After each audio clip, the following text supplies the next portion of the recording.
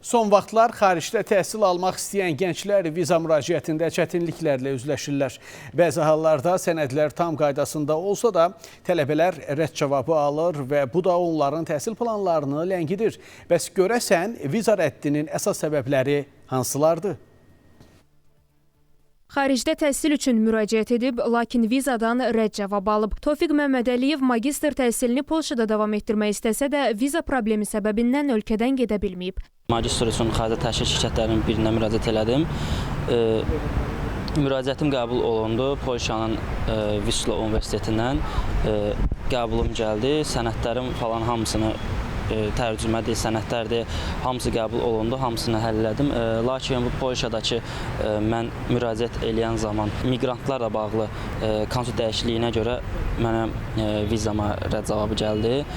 Qəhrəmanımız bildirir ki, viza ilə bağlı belə problemlərlə üzləşən tələbələr kifayət qədər çoxdur. Onların bir çoxu qəbul məktublarını almasına baxmayaraq vizalarını ala bilmir. Biraz araşdırdım və gördüm ki, yox, yəni tək mənim problemim deyil. Tanıdığım, yəni bəlkə bir ondan çox tələbənin viza problemi, yəni eyni qaydada hamısına rədd cavabı gəlib. Bəs hazırda tələbələrin viza alma prosesində əsas problemlər nələrdir? Hazırda hansı ölkələrin viza prosesi daha çətindir? Xaricdə təhsil eksperti Aysə Aslanova deyir ki, əsas problemlər arasında sənədlərin düzgün tamamlanmaması, uzun cavab müddətləri və səfirliklərin sıx iş qrafiki dayanır. Xüsusilə Almaniya, Kanada və Fransa kimi ölkələrdə isə görüş tarixlərinin gec verilməsi tələbələrin planlarını gecikdirir. Ən çox rast gəlinən səbəblər maliyyə sübutlarının qeyri-kafi olması, təhsil məqsədinin qeyri-aydın göstərilməsi və ölkəyə qayıdış niyyətinin zəif əsaslandırılmasıdır.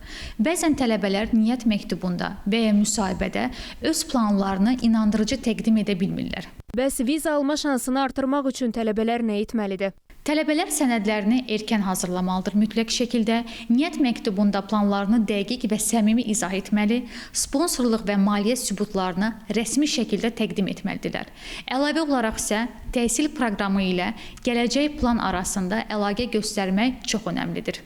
Ekspert deyir ki, şirkətlərin də viza prosesində rolu böyükdür. Çünki peşəkar müşahid tələbənin viza şansını əhəmiyyətli dərəcədə artırır. Fidan Səfər, Nadir Cəlilov, Space xəbər.